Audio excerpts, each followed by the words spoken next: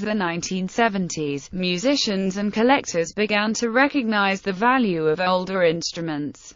The mass production of both acoustic and electric guitars in that era served to highlight the quality, workmanship and materials of the older instruments. Historians, such as George Gruen, helped to codify both the monetary value and sound quality of these guitars for both collectors and musicians.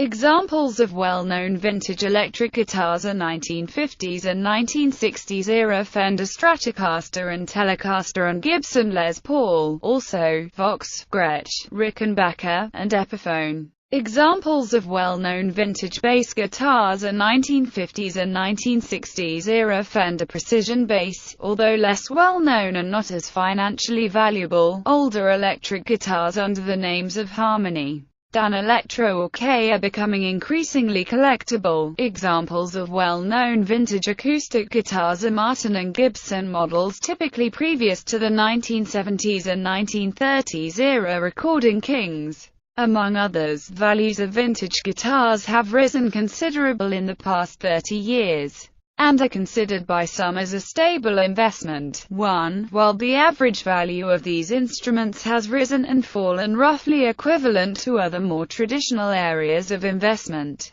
particular models of guitars have seen very steep increases in value. For instance, 1959 Gibson Les Pauls, which may have sold in the early 1970s for less than $1,000, are valued in the hundreds of thousands of dollars. 2. Early Martin acoustic guitars, especially those known as pre-war models prior to the Second World War, can realize values in the tens to hundreds of thousands of dollars.